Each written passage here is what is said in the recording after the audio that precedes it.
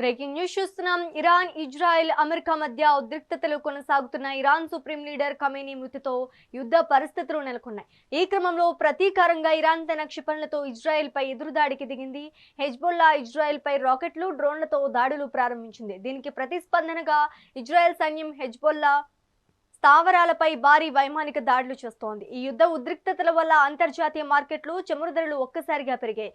Emirates, Qatar Airways, భారతీయ విమానయాన సంస్థ IndiGo అనేక అంతర్జాతీయ విమానాలను రద్దు చేశాయి. ఇక పరిస్థితిని సమీక్షించడానికి భారత ప్రధాని మోదీ అత్యవసర సమావేశాన్ని నిర్వహించారు. అలాగే ఇజ్రాయెల్ ప్రధాని, యుఏఈ అధ్యక్షుడితో ప్రధాని మోదీ ఫోన్లో మాట్లాడారు. శాంతిని నెలకొల్పాలని ఈ సందర్భంగా కోరారు. అమెరికాపై ప్రతీకారం తీర్చుకుంటామని ఇరాన్ హెచ్చరించారు. దీనికి బదులిచ్చిన ట్రంప్ దాడులు తీవ్రతరం చేస్తామని హెచ్చరించారు. అయితే తాజాగా అమెరికాతో చర్చలు జరిపేందుకు ఇరాన్ నేతలు ముందుకొచ్చినట్లు ట్రంప్ చెప్పారు. ఇరాన్ కొత్త నాయకత్వం తనతో చర్చలను కోరుకుంటోందన్నారు. చర్చలకు సిద్ధంగా ఉన్నట్లు తెలిపారు.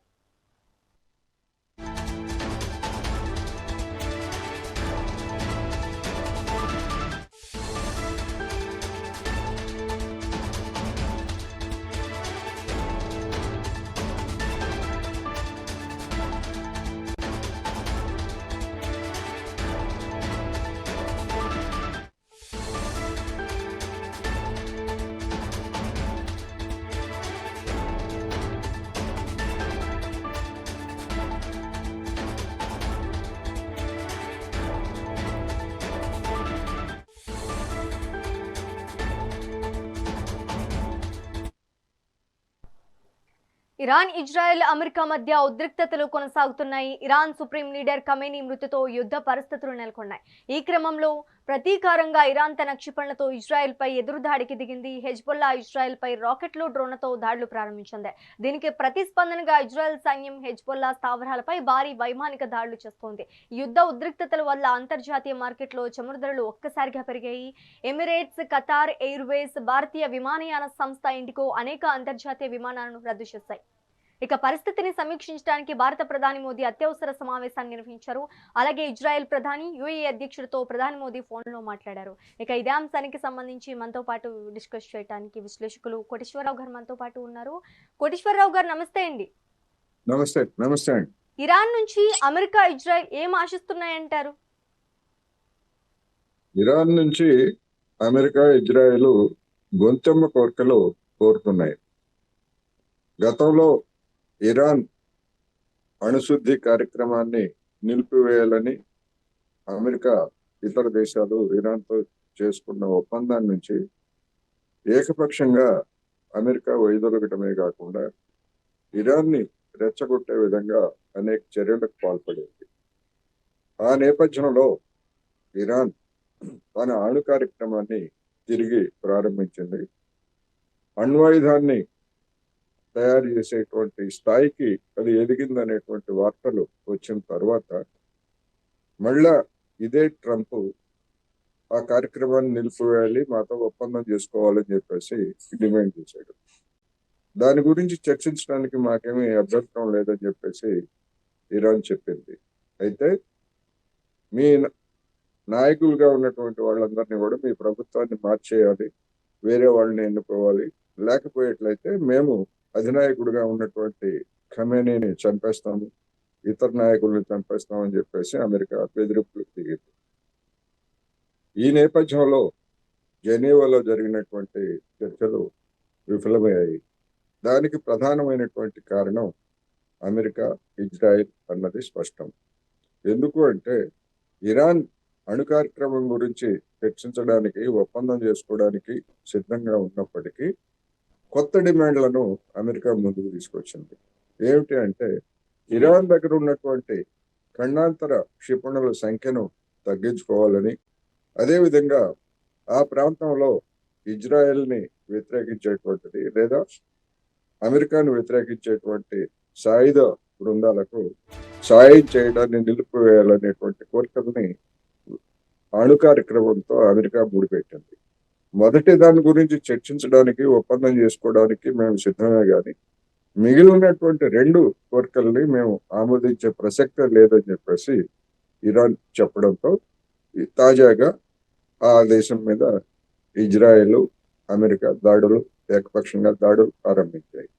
దాన్ని ప్రతిఘటిస్తూ ఇరాన్ కూడా మొత్తం పశ్చిమాసియా గల్ఫ్ ప్రాంతంలో ఉన్నటువంటి 27 అమెరికా వైమానిక స్థావరాల మీద తన దగ్గర ఉన్నటువంటి ఆయుధాలను అది కూడా ప్రయోగిస్తూ ఉంది. ఇప్పుడున్నటువంటి ఈ సిచ్యువేషన్, ఈ దాడులు, ప్రతి దాడులు ఎన్ని రోజులు కొనసాగుతాయి, అవి ఏ పరిణామాలకు దారితీస్తాయి అనేటువంటి అంశాన్ని యావత్ ప్రపంచం కూడా పరిశీలిస్తాం. కోటేశ్వరరావు గారు, ఇప్పుడు జరుగుతున్న ఉద్రిక్తత ప్రభావం ఏ దేశాలపై పడుతుందంటారు? ముఖ్యంగా తక్షణమే ఆ ఇంధన సరఫరా అంటే ముడి చమురు, అదేవిధంగా గ్యాస్ సరఫరాలకు ఆటంకం ఏర్పడుతూ ఉంది. ఎందుకంటే ప్రపంచంలో 4వ వంతు సరఫరా అయ్యేటువంటి హార్ముజ్ జలసంధి ప్రాంతాన్ని ఇజ్రాయెల్ మూసివేసింది. ఆ మూసివేతను ఉల్లంఘించి ఆ ప్రాంతానికి వచ్చినటువంటి కొన్ని నౌకల మీద దాడులు కూడా జరిగినట్లు వార్తలు వచ్చాయి. అందువలన ఇంధన సరఫరాకు ఆటంకం కలుగుతుంది. ఇంధన సరఫరాకు ఆటంకంతో పాటు ఈ సంక్షోభం ఏ స్థాయికి చేరుతుందో తెలియనటువంటి పరిస్థితుల్లో స్పెక్యులేషన్ తోటి ఇప్పటికే చమురు ధరలు కూడా పెరిగాయి. ఇదే కనుక కొనసాగేట్లయితే ఇప్పుడు ఉన్నటువంటి $75 లేదా $76 నుంచి $80 నుంచి $100 వరకు పెరిగేటువంటి అవకాశం ఉందని చెప్పేసి వార్తలు వస్తున్నాయి. ఇది భారతదేశానికి, అదేవిధంగా చమురు దిగుమతి చేసుకునేటువంటి ఇతర ఆసియా దేశాలకు, భారత్, చైనా, ఇతర ఆసియా దేశాలన్నింటి ప్రభావం, వాటన్నింటి మీద దీని ప్రభావం, సరఫరా ప్రభావంతో పాటు ధరల ప్రభావం కూడా పడేటువంటి అవకాశం అయితే ఉంది. కోటేశ్వరరావు గారు, ఈ యుద్ధం భారత్ పై వాణిజ్యపరంగా తీవ్ర ప్రభావం చూపుతుందంటారా? వాణిజ్యపరంగా అంటే అదే, మనం దిగుమతి చేసుకునేటువంటి చమురు ధరలు కనుక పెరిగేట్లయితే ఎక్కడి నుంచి దిగుమతి చేసుకున్నా ఆ పెరిగినటువంటి ధరలని మనం భరించాల్సి వస్తుంది. మనం భరించడం అంటే మన జనం మీద ఆ భారాన్ని మోపుతారు.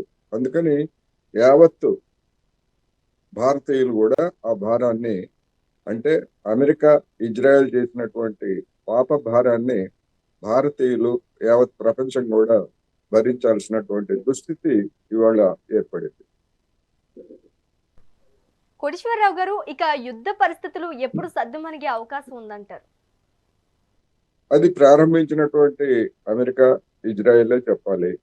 వాళ్ళు ప్రకటించినటువంటి లక్ష్యాల్లో ఇరాన్ సుప్రీం నేతగా ఉన్నటువంటి ఖమేనీని హత్య చేశారు. అదేవిధంగా అనేక మంది ప్రముఖులను కూడా హత్య చేశారు. ఈ హత్య చేసిన తర్వాత మరి ఈ రక్తదాహం ఏమైనా తీరిందా? తీరితే తక్షణమే దాడుల్ని ఉపసంహరించుకోవాలి. కానీ ఖమేనీ హత్య తర్వాత కూడా నిన్న కూడా కొత్తగా దాడులు జరిగాయి అనేటువంటి వార్తలు వస్తున్నాయి. అందుకని అమెరికా, ఇజ్రాయెల్ రక్తదాహం ఇంకా తీరలేదు. మరి ఎంతమంది, ఒక స్కూల్ మీద దాడి చేస్తే దాదాపు 40 మంది పసిపిల్లలు, ఆడపిల్లలు, ప్రాథమిక పాఠశాలలో ఉన్నటువంటి వాళ్ళు అన్యాయంగా చనిపోయారు. మరి అలాంటి వాళ్ళ ఉసురు ఇంకా ఎంతమందిని తీసుకుంటారు, ఎంతమందిని బలిగొంటారు అనేటువంటిది అమెరికా, ఇజ్రాయెల్ యొక్క పరిస్థితి మీద ఆధారపడు. అందుకని యావత్ ప్రపంచం కూడా ఈ దాడులు, ఏకపక్షమైనటువంటి ఈ దాడులు ఆగిపోవాలని, పశ్చిమాసియాలో శాంతి నెలకొల్పాలని కోరుకుంటున్నాయి. మరి ప్రపంచ దేశాల అభిప్రాయాన్ని అమెరికా, ఇజ్రాయెల్ ఖాతరు చేస్తాయా, లేకపోయేట్లయితే తమ రక్తదాహాన్ని తీర్చుకోవడానికి మరింత దుర్మార్గానికి పాల్పడతాయా అనేటువంటిది చూడాలి. మరి ఇలాంటి పరిస్థితుల్లో మోదీ ఇజ్రాయెల్లో పర్యటించారు, తాజాగా ఫోన్ కూడా చేశారు. అసలు భారత్ స్టాండ్ ఏంటంటారు? భారత్ స్టాండ్ చూస్తూ ఉంటే తీవ్ర అభ్యంతరకరంగా ఉందనేటువంటిది స్పష్టం. నిజానికి సరే, మోడీ ఇజ్రాయెల్ పర్యటించారు, అది ఒక అంశం. ఆ ఇజ్రాయెల్ పర్యటించిన సమయంలోనే ఆ తర్వాత అప్పటికే యుద్ధ సన్నాహాలు జరుగుతున్నాయి. ఆ తర్వాత యుద్ధాన్ని వాళ్ళు ప్రారంభించారు. ఇప్పుడు నరేంద్ర మోడీ గారు ఇజ్రాయెల్ నాయకులతోటి ఫోన్ లో మాట్లాడినట్టు వార్తలు. మరి ఇదే ప్రధానమంత్రి మరొక మిత్ర దేశం ఇరాన్ కూడా మనకు మిత్ర దేశమే, అది ఇప్పుడు బాధిత దేశం. మరి ఆ దేశ నాయకులతోటి ఎందుకు ప్రధాని మాట్లాడలేదు? ముందు మాట్లాడాల్సింది బాధిత దేశంతోనా, లేకపోతే దాడులకు దిగినటువంటి ఇజ్రాయెల్తోనా? ఇజ్రాయెల్ తోటి మాట్లాడి ఏమి విషయాలు తెలుసుకున్నారు? ఎంతమంది ఇరానీయులను చంపేశారు, ఎంతమంది పసిపిల్లలను చంపేశారు అనేటువంటి లెక్కలు ఏమన్నా తెలుసుకున్నారా? దేనికి? ఇజ్రాయెల్తో మాట్లాడి ఏం సాధిస్తారు? ఇరాన్తో ఎందుకు మాట్లాడలేదు? ఈ దాడులను ఇంతవరకు ఎందుకు ఖండించలేదు? ఈ ప్రశ్నలన్నీ కూడా ఇప్పుడు నిన్నటి నుంచి తలెత్తాయి. దీనికి సమాధానం చెప్పకపోగా దాడి చేసినటువంటి ఇజ్రాయెల్తోనే ప్రధానమంత్రి మాట్లాడారనేటువంటి వార్తలు మరింత ఆ విచారాన్ని, గర్హనీయమైనటువంటి చర్యగా కూడా దీన్ని చెప్పొచ్చు. కోటేశ్వరరావు గారు, తాము చర్చలకు సిద్ధమని ట్రంప్ ప్రకటించారు. ముగింపు దశకు వచ్చింది అనుకోవచ్చా? ట్రంపులు చర్చలకు సిద్ధమా అన్నప్పుడు జెనీవాలో చర్చలు జరిగాయి. దానిలో ఒప్పందం కుదరలేదు. సాయి, ఒప్పందం కుదరలేదు. తర్వాత వియన్నాలో చర్చలు జరుపుతామని చెప్పేసి అంగీకరించారు. మరి ఈ లోపాలే దాడి చేయాల్సినటువంటి అవసరం అమెరికాకి ఎందుకు వచ్చింది? చర్చలు అనేటువంటివి మనం చూస్తున్నాం. 4 సంవత్సరాలుగా సాగుతున్నటువంటి ఉక్రెయిన్ యుద్ధంలో కూడా చర్చలు మరి సుదీర్ఘ కాలంగా జరుగుతూనే ఉన్నాయి. అయినా కానీ పరిష్కారం కుదరలేదు. అందువల్ల చర్చల్లో పరిష్కారం కుదరినంత మాత్రాన ఒక దేశం మీద దాడి చేయడం, ఆ దేశాది నేతను చంపివేయడం ఏ ప్రజాస్వామిక లేదా ఏ మానవ హక్కుల, ఏ అంతర్జాతీయ సూత్రాల ప్రకారం ఇది సమర్థనీయం అనేటువంటిది ఇవాళ ఉన్నటువంటి ప్రశ్న. ఇవాళ ఇరాన్ అధినేతను, తనకు నచ్చనటువంటి ఇరాన్ అధినేతను హత్య చేసినటువంటి వాళ్ళు రేపు ఎవరి మీదైనా చేస్తారు. అంతకు ముందు వెనిజులా అధ్యక్షుడు మదురోను కిడ్నాప్ చేసి తీసుకెళ్లారు. అంటే తమ మాట వినకపోతే కిడ్నాప్ చేసి తీసుకెళ్ళటం, లేకపోతే చంపివేస్తామని చెప్పేసి ట్రంప్ బెదిరిస్తున్నాడు. మరి ఆ బెదిరింపులకు మనం లొంగాలా? మన ఆత్మగౌరవాన్ని తాకట్టు పెట్టుకోవాలా అనేటువంటిది వాళ్ళ భారతీయులు ఆలోచించాల్సినటువంటి అవసరం అయితే ఉంది. రావు గారు, ఇక ఇరాన్ ప్రతీకారం తీర్చుకునే అవకాశం ఉందా?